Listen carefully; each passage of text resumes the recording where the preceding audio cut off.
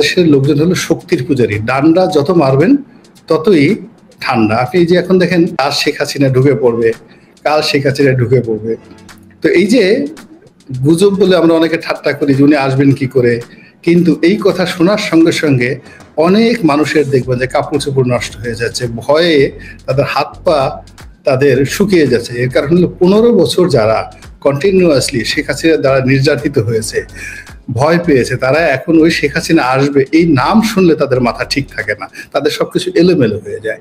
তো এখন এই যে গত 15 বছরের যে একটা কর্তৃত্ববাদী শাসন চলেছে, ফলে আমাদের দেশে আসলে সাহসী মানুষ হাতে গোনা 2-4 জন লোক ছাড়া নেই। বেশিরভাগ মানুষ হলো তারা কত সুন্দর করে পালাতে হবে, ম্যাটিকুলাসলি পালাতে হবে, দে আর ওয়েল ডিজাইন সুন্দর। আওয়ামী লীগের রাজনীতি কিয়ামত পর্যন্ত বাংলাদেশে শেষ হবে না।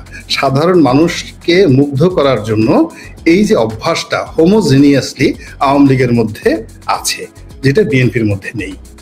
আপনি তো খুব একদম শীর্ষ পর্যায়ের নেতাদের প্রিয় ছিলেন, বাংলাদেশের প্রধান দুই দলের, আওয়ামী লীগের এবং বিএনপির। তারেক রহমান নিজে আপনাকে বিএনপিতে আমন্ত্রণ জানিয়েছেন, বলছেন ওই অনুষ্ঠানে মনে আছে যে মির্জা ফখরুল ইসলাম আলমগীর বলেছেন যে খালেদা জিয়া বিশেষভাবে আনন্দিত আপনি বিএনপিতে যোগ দেওয়ায়, আর শেখ হাসিনার আপনি খুবই স্নেহভাজন ছিলেন, আপনি নিজেই বলছেন।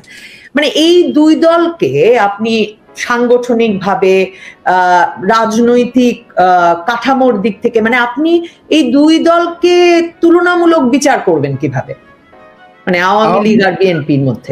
আওয়ামী লীগের মধ্যে হোমোজেনিয়াসনেসটা খুব বেশি, একেবারে পিওরিটি। ছাত্রলীগ করবে, আওয়ামী লীগ করবে, যুবলীগ করবে, আওয়ামী লীগ করবে, তারপরে বাপ আওয়ামী লীগ করে, ছেলে আওয়ামী লীগ করবে। এই যে বংশ পরম্পরায় হোমোজেনিয়াস হচ্ছে, যেটা বিএনপির মধ্যে নেই। 2 নম্বর হলো যে পলিটিক্যাল বাঙালি আবহমান বাংলার যে কৃষ্টি এবং কালচার, যেমন আমি ধরেন বিএনপিতে চলে আসছি, কিন্তু আমার সবসময় একটা বিশ্বাস ছিল যে রাত 12টার সময় যদি আমি গণভবনের সামনে যাই, যে কোনো সময়, একেবারে শেখ হাসিনার পতনের দিন পর্যন্ত আমার বিশ্বাস ছিল যে রাত 12টার সময় যদি যাই এবং উনি যদি জানেন যে গেটে গোলাম মোল্লা রনি এসেছে, উনি দরজাটা খুলে আমাকে দেখা করবেন এবং আমার 1 কাপ চা খাওয়াবেন। এবং এই কালচারটা শেখ হাসিনা থেকে শুরু করে তোফায়েল আহমেদ, আমির হোসেন আমু, উপজেলা পর্যায়ের যে কোনো আওয়ামী লীগ নেতার কাছ থেকে আপনি আশা করতে পারেন।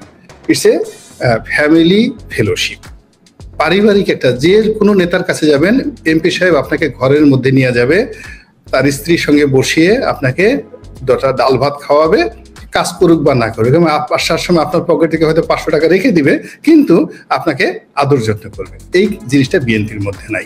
আমি এখন পর্যন্ত কল্পনা করতে পারি না, আই ক্যানট ইভেন, যে আমি লন্ডনে যাব, তারেক রহমান সাহেবের বাসায় আমি রাতে থাকবো, তার ওয়াইফকে আমি ভাবি ডাকবো, আর সে আমাকে রাতের বেলা রান্না করে খাওয়াবে। I can't even imagine.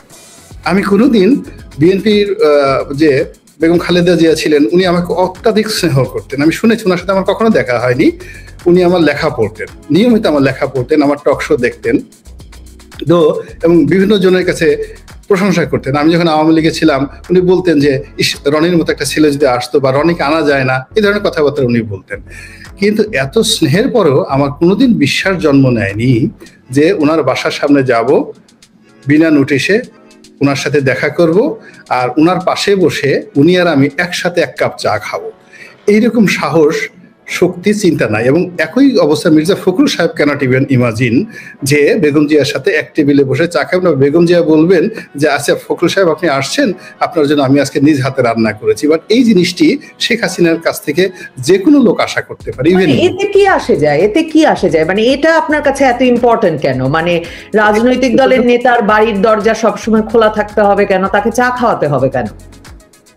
এটা আমাদের দেশের যে রাজনীতি। আর আমি এর সাথে এটাও যোগ করতে চাই, মানে যদি শেখ হাসিনা নারী না হতেন, তাহলে তো উনি রান্না করে আপনাকে খাওয়াতেও পারতেন না। নারী না হলে বঙ্গবন্ধু যদি হতেন, ধরেন বঙ্গবন্ধু তো সেম কাজই করতেন, ওই টেবিলে নিয়ে ওই কাজটাই করতেন, খাওয়াতেন। মানে এখানে নারী পুরুষ না, আমি এজ এ আওয়ামী লীগ হিসেবে বলছি না। মানে এই খাওয়া, মানে এই কালচারটা এত গুরুত্বপূর্ণ কেন রাজনীতিতে? মানে আপনি একটা খুব বেসিক জায়গায় একটা পার্থক্য বলেছেন। এই কালচারটা হলো যে আমাদের দেশের যারা গরিব মানুষ, আমজনতা, 90% গরিব মানুষ এইটাকে পছন্দ করে। আপনি কাউকে একটু হাত বুলিয়ে দিলেন, খাবার টেবিলের পাশে দাঁড় করিয়ে একটু মুখে খাবার খাইয়ে দিলেন, অথবা একসাথে বসে 2টো ডাল ভাত খেলেন, অন্য লোক তাকে যদি 1 কোটি টাকাও দেয়, সে তার পক্ষে যাবে না, আপনার সঙ্গে থাকবে। আর এই অভ্যাসটার কারণে আওয়ামী লীগের রাজনীতি কিয়ামত পর্যন্ত বাংলাদেশে শেষ হবে না। সাধারণ মানুষকে মুগ্ধ করার জন্য এই যে অভ্যাসটা হোমোজিনিয়াসলি আওয়ামী লীগের মধ্যে আছে, যেটা বিএনপির মধ্যে নেই। আপনি বলতে চাচ্ছেন আওয়ামী লীগের রাজনীতি নিষিদ্ধ হবে না, মানে কেন? মানে যেই ছাত্ররা গণ অভ্যুত্থানে বিজয়ী হয়েছে তারা তো বলছে যে বাংলাদেশের মাটিতে আওয়ামী লীগ রাজনীতি, এই নামে রাজনীতির আর কোনো সুযোগ নাই তো। এবং বাংলাদেশের মানুষ কি শেখ হাসিনাকে ক্ষমতাচ্যুত করার মাধ্যমে একটা বলে নাই যে আওয়ামী লীগ তারা আর চায় না? এটা ঠিকই বলেছেন, এটা কন্ডিশনালি ঠিক। সেটা হলো আওয়ামী লীগের যে দুর্নীতি, শেখ পরিবারের যে দুর্নীতি, মন্দ কাজগুলো, এইগুলো পুনঃপ্রতিষ্ঠিত হবে না। যে মানুষগুলো চলে গেছে, যে মানুষগুলোর বিরুদ্ধে এরকম অভিযোগ এসেছে, যেটা 75-এ এসেছিল, তারা কোনো অবস্থাতে রাজনীতিতে রিভাইভ করতে পারেনি, এমনকি তাদের পরবর্তী জেনারেশনও পারেনি। 75-এ কিন্তু একটা সেট শেষ হয়ে গেছে। 75-এর পরে জোহরা তাজউদ্দিনের নেতৃত্বে যে আওয়ামী লীগ প্রতিষ্ঠিত হয়েছিল, তারা 73 থেকে 75 পর্যন্ত বঞ্চিত ছিল, কিন্তু আওয়ামী লীগ করেছে।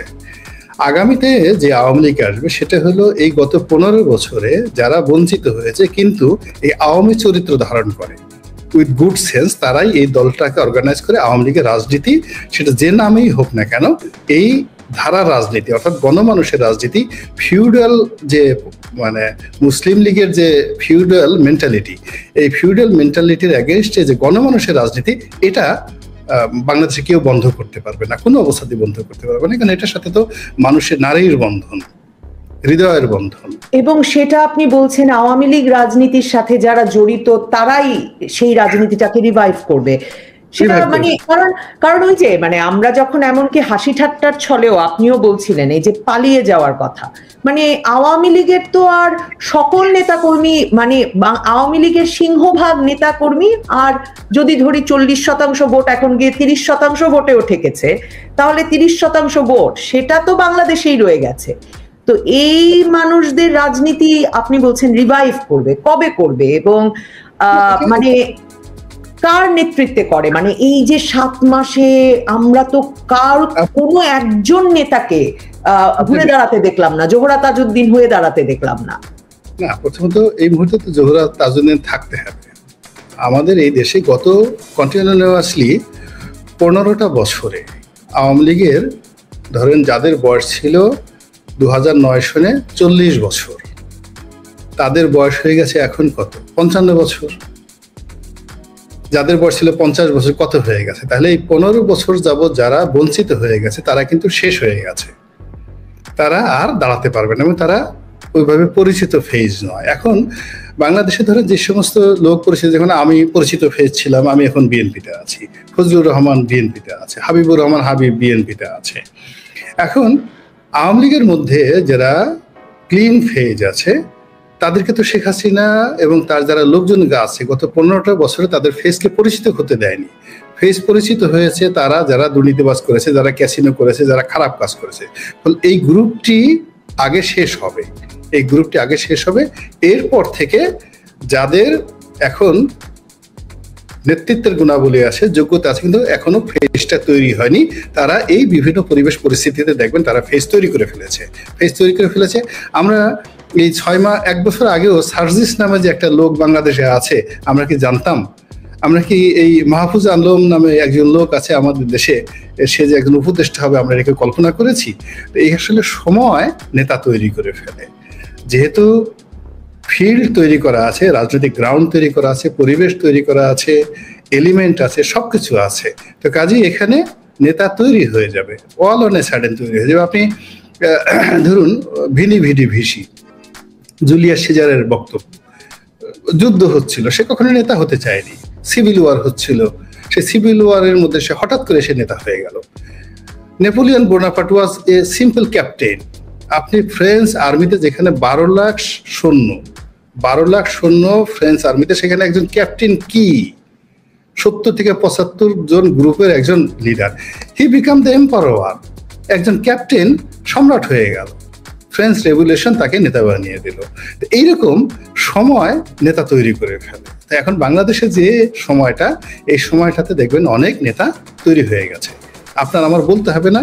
আর আপনি আমি যদি এগুলো বলতেই পারতাম আর সবকিছু ক্যালকুলেশন করতে পারতাম, তাহলে তো পৃথিবীতে প্রকৃতি থাকতো না, আল্লাহ থাকতো না, রাসূল থাকতো না, ধর্ম থাকতো না। কিছু কিছু জিনিস তো মানে অলৌকিক, কিছু কিছু জিনিস অতি মানবীয় থাকে।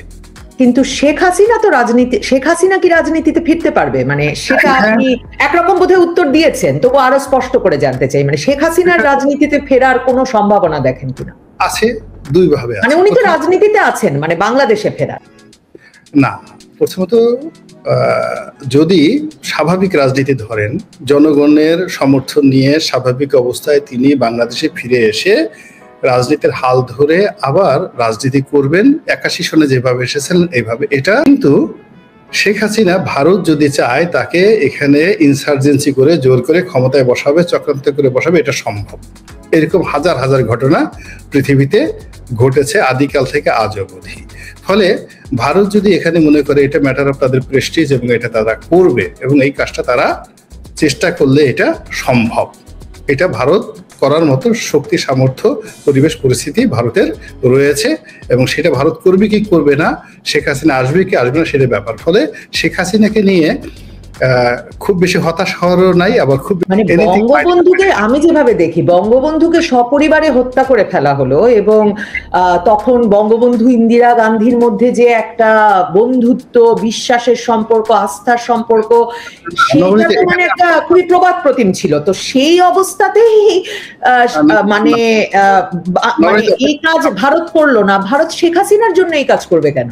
আচ্ছা, আপনাকে আগেই থামিয়ে দিতে চাচ্ছিলাম, আমি জানতাম যে আপনি প্রশ্ন করেন। প্রথমত হলো যে বঙ্গবন্ধু হত্যাকাণ্ডের সঙ্গে ভারত জড়িত ছিল এবং শেষের দিকে বঙ্গবন্ধুর সঙ্গে প্রায় 1 বছর ইন্দিরা গান্ধীর দাগ-মোড়া সম্পর্ক ছিল এবং বঙ্গবন্ধু হত্যাকাণ্ডের সঙ্গে সিআইএ, মিলিটারি যারা ছিলেন এবং অন্যান্য যারা ছিলেন তাদের সম্পর্ক খুবই খারাপ ছিল।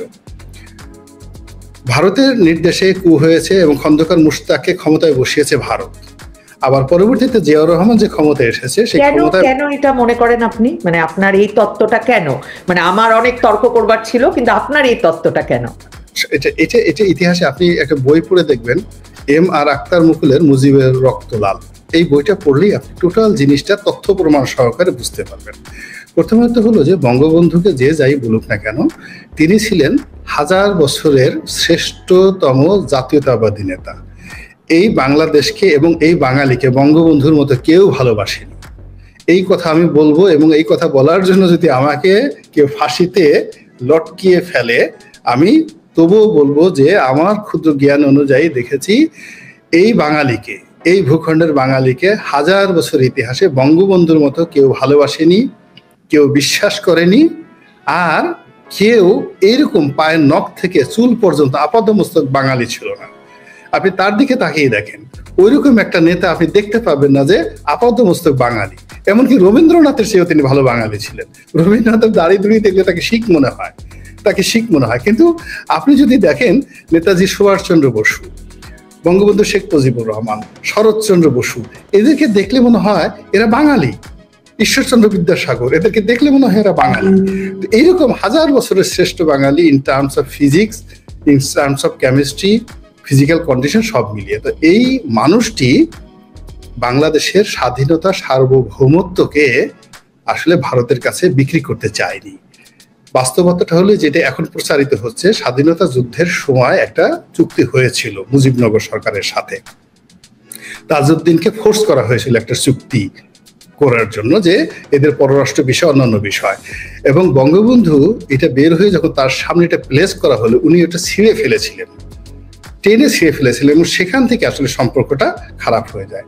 পরবর্তীতে যখন 1973-তে উনি যখন দুটো, একটা হলো ওআইসি সম্মেলনে গেলেন 74-এ, আর 73-তে উনি গেলেন হলো জোট নিরপেক্ষ আলজিয়ার্সে, সেই জোট নিরপেক্ষ আন্দোলনে। তো ওখানে ভারত গিয়েছিল। ভারত যাওয়ার পরে ভারতের ইন্দিরা গান্ধী থেকে শুরু করে ভারতের নেতা যারা আছে, হোল জোট নিরপেক্ষতা, হি ওয়াজ দ্য নাম্বার 1 ম্যান। অর্থাৎ বঙ্গবন্ধুকে কেন্দ্র করে টোটাল গ্লোবাল পলিটিক্স তখন নেলসন ম্যান্ডেলাকে কেন্দ্র করে উনি বের হওয়ার পর সারা পৃথিবী যেভাবে তাকে কেন্দ্র করে আবর্তিত হয়েছিল, ইন 1973 আলজিয়ার্সে বঙ্গবন্ধুকে কেন্দ্র করে বিশ্ব নেতৃত্ব এইভাবে জাগ্রত হয়েছিল। ফলে প্যান ইন্ডিয়ান পলিটিক্স বলতে যেটা বোঝায়, ইন্দিরা গান্ধী দেখেছিল যে বঙ্গবন্ধুকে যদি এম্পাওয়ার্ড করা হয় তাহলে এই যে পাক ভারত উপমহাদেশীয় রাজনীতি এটা বঙ্গবন্ধুর নেতৃত্বে চলে আসবে, আবার গ্রেটার বাংলা হবে, আবার বাংলা বিহার উড়িষ্যা হবে, আবার ভারতের যে জায়গাগুলো সেটা চলে যাবে। কাজেই সেই বঙ্গবন্ধুকে দুর্বল করার জন্য ওই ছাত্রলীগকে তারাই দুই ভাগ করেছে, ওই যে ছাত্রলীগের জাসদ তারাই তৈরি করেছে, সর্বহারা পার্টিকে তারাই অস্ত্র দিয়েছে। এই জিনিসগুলো আপনাকে বুঝতে হবে। বঙ্গবন্ধুকে আমরা আরো 50 বছর পরে বঙ্গবন্ধুর ইতিহাস রচিত